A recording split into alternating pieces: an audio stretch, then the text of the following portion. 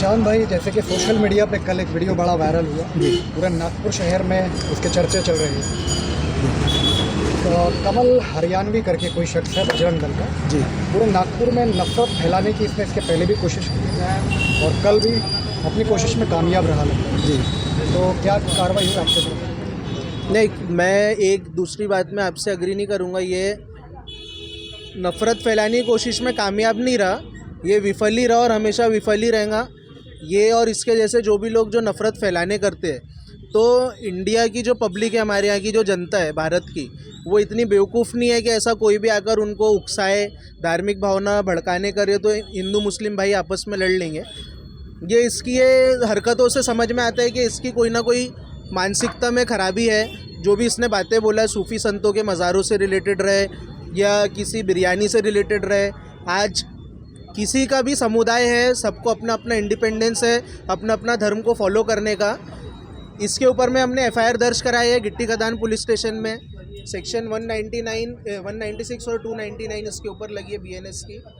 और ये एक मैसेज है, ऐसे चंद फितने हैं। बाकी जब हम आज रिपोर्ट भी डलवाने गए तो हमारे साथ हमारे हिंदू भाई लोग भी शामिल थे, और यही खूबसूरती हमारे यहाँ की, जो इन लोगों से, ऐसे कुछ लोगों से बर्दाश्त नहीं होती है। चंद ऐसे लोग हैं। हम मैसेज भी ये देना चाह रहे हैं कि ऐसा नहीं कि ये मुस्लिम समुदाय के बारे में बोला गया तो हम खड़े हैं। कल को कोई भी व्यक्ति हिंदू भाइयों की भी धार्मिक भावना को ठेस पहुंचाने की अगर बात करता है तो आप बिल्कुल हमको बोलिए, हम वहाँ पर भी खड़े रहेंगे। वो मुस्लिम व्यक्ति के भी खिलाफ में हम कंप्लेन करेंगे, कार्रवाई करवाएंगे। ये जो कमल हरियाणी है, इसका पुराना रिकॉर्ड भी अब हम निकालेंगे कि आखिर ये मंशा क्या है इसकी, ये सब जो चीज़ें हैं, क्या ये पुराने कुछ क्रिमिनल रिकॉर्ड्स लगे हुए हैं, क्या है? क्योंकि ऐसे लोगों का समाज के ऊपर एक बहुत बुरा असर पड़ता है। ज़्यादा लंबा ना लेते हुए मैं यही बातें बोलूँगा कि हिंदू मुस्लिम भाई थे, भाई है, भाई ही रहेंगे। ऐसी कोई भी लोग आते हैं और मुस्लिम समुदाय के रहे, हिंदू समुदाय के रहे, ये व्यक्ति बोलता है, जो इसने हिंदू यूथ को बोलना चाहिए कि आप किताब हाथ में लो, ये अपने मैसेज में उनको वर्गलाने के लिए वीडियो में बोलता है कि शस्त्र उठा लो। भारत में कानून है, हर कोई ऐसे औजार लेकर के अगर घूमना शुरू कर देगा तो कोई भी समुदाय के रहे, मैं उनके माँ बाप से भी क्वेश्चन करता हूँ कि अगर ऐसे लोगों को हम सपोर्ट करते हैं तो क्या आप सच में चाहेंगे कि आपके बच्चे हथियार लेकर के घूमें? कॉलेज में अगर आपका बच्चा जाता है तो आपको ये डर रहे कि यार दूसरे लोग हथियार लेकर के आएंगे, चाहे किसी भी समुदाय से रहे। तो ऐसे मैसेजेस फैलाना, लोगों को अपब्रिंगिंग इतनी अच्छी है उसको ऐसा ख़राब करने की कोशिश करना, अभी ये गिट्टी खदान पुलिस स्टेशन में मौजूद है। हमको उम्मीद है कि इसके ऊपर इसको अरेस्ट किया जाएगा, ये जेल पास होगा। बाकी एकता को ऐसा ख़राब नहीं किया जा सकता है, इतना ही मैं बोलूँगा। तो आपको ऐसा नहीं लगता कि धीरे धीरे उत्तर प्रदेश की तरफ हमारा ये महाराष्ट्र और खासकर नागपुर शहर बढ़ता जा रहा है, नफरतें यहाँ बढ़ती जा रही हैं? देखिए, ना ये उत्तर प्रदेश बन पाएगा कभी, ना ये जहर की कभी फैक्ट्री बन सकता महाराष्ट्र। और ख़ास करके ताजुद्दीन औलिया रहमतुल्लाह अलैह का ये शहर, बाबा साहब आम्बेडकर का ये शहर, या ये बोलो ये पूरा प्रदेश, ये कभी नहीं हो सकता। ये आपको ये जानना पड़ेगा कि कुछ ऐसे लोग हैं जो कमल हरियाणी है, ये मेरा बहुत अच्छा मित्र है, हमने साथ में बहुत अच्छा वक्त बिताया है। मुझे नहीं लग पता किस वजह से इसके अंदरों में इतना जहर भर गया, लेकिन ये जहर की फैक्ट्री का काम बहुत पहले से चालू है, ये बढ़ते जा रहा है। आपने जो सही सवाल किया कि उत्तर प्रदेश जैसा बन रहा, ये सही बात है कि आजकल का जो युवा है उनके अंदर इतनी ज़्यादा घृणा बन गई है एक कम्युनिटी के खिलाफ। तो ये सबकी जिम्मेदारी है। जिशान भाई ने बहुत अच्छा बोला कि सबसे बड़ा दायित्व बनता है माँ बाप का, कि जो आज युवा उसको फॉलो करते हैं, वो बच्चों के माँ बाप ने देखना चाहिए कि हमारे बच्चे कहाँ जा रहे हैं, किस आंदोलन में शरीक हो रहे, किसकी बातों में आ रहे और क्या कर रहे हैं। कल को अगर कुछ आग लग जाती है, दो समुदाय में विवाद हो जाता है, वो बच्चों के भविष्य का क्या होगा। कमल ने कल बहुत यानी मैं बोलूँगा मेरा दोस्त रहने के बाद बहुत घटिया बात की कि मुल्लाओं की बिरयानी खाना बंद करें।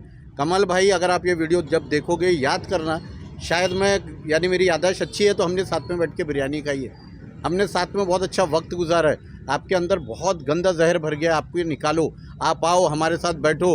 अगर आपको हमारे कौम से कोई शिकायत है, हमारे पास आओ, हमारी गलती रहेगी, हमारे कौम वालों की गलती रहेगी, हम आपसे माफ़ी तलब करेंगे। लेकिन जो आप बेहुदा अल्फाज यूज़ कर रहे हो वो निंदनीय है। आप यानी आपके अंदर इतनी ज़्यादा घटिया मानसिकता जो अब देखने मिल रही है, पूरे लोग आपके पुराने जितने भी मित्र थे सब आपकी निंदा कर रहे हैं। तो मेरी आपसे निवेदन है, इस चीज़ से निकलिए आप, और आप आने वाले भी जो युवा हैं, जो कुछ लोग आपके साथ खड़े थे, अगर मैं उनका आज से वीडियो बनाना चालू करूँगा ना, वो उतने ही लोग मुल्ला जी की बिरयानी खाते, अभी नहीं कंटिन्यू मिलेंगे। वो जो लोग वहाँ पर ताली बजा रहे थे बुजुर्गाने दीन के बारे में, जब आपने अपशब्द बोला, वो यहाँ से जाके अजमेर में केक काटते हैं। नहीं तो मैं हर साल का वो बंदे का वीडियो बताऊँगा। वो भी मेरा छोटा भाई है, कम से कम उसने मना करना था। मेरे पारिवारिक संबंध है वो परिवार से, लेकिन उसने तो मना करना था कि बुजुर्गाने दीन के लिए ना बोले। और हमसे ज़्यादा जो दूसरा समाज है, मेरे हिंदू भाइयों का समाज है ना, वो बुजुर्गाने दीन को मानता है। अगर उनके यहाँ कोई बच्चा बीमार होता है तो मीठा नीम जाके वो पड़ा हुआ पानी लाते हैं, वहाँ का फूल लाके बच्चों को खिलाते हैं, सिरनी खिलाते हैं, वहाँ की चादर लाते हैं। तो ये एक अकीदा बना हुआ है। आप एक सद्भाव, गंगा जमुना तहजीब को ख़राब करने की कोशिश ना करें। आपकी जो मानसिकता है, आपको चुनाव लड़ना है, ये माहौल बना के अगर आपके दिमाग में कुछ बहुत चीज़ें आ रही है कि आप आगे बढ़ जाओगे, नहीं बढ़ोगे। पुराना इतिहास उठा के देख लो, नवनीत राणा का क्या इतिहास हुआ, ऐसे कई है। मैं उनके लिए भी कोई अपशब्द नहीं बोलना चाह रहा। जहर जहर रहेगा, अमृत अमृत रहेगा, ये आपको सोचना है। जय हिंद। निशान भाई, एक बात और मैं चाहूँगा, बताएं किन धाराओं के तहत मामला दर्ज है? इसमें सेक्शन 196 और सेक्शन 299 BNS की लगाई गई है। ये जात पात के माहौल क्रिएट करना, शांति भंग करने की कोशिश करना, हेट स्पीच देना।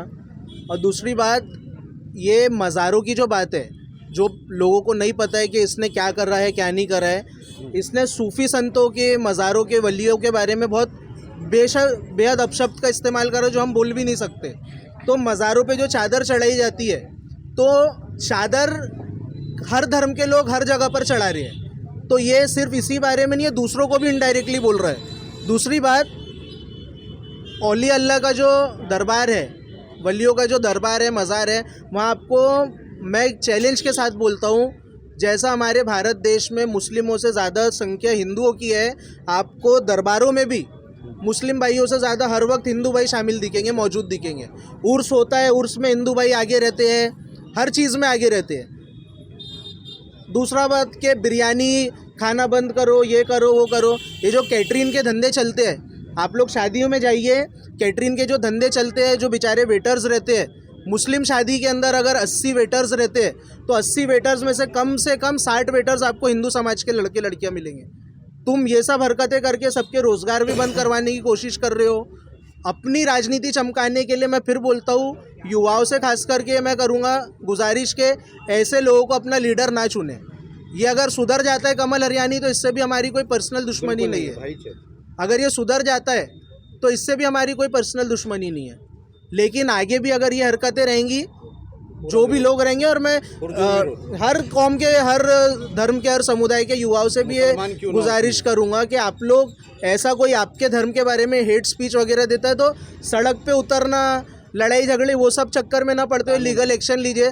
आपको बहकाने वाले आपके ही समुदाय के कई लोग खड़े होते हैं कि अरे मारो, ये करो, तोड़ो, उसमें कोई मतलब नहीं है। आप ये गौर करो कि जो ऐसा बोलता हो सही में मारते तोड़ते दिखता है क्या कभी?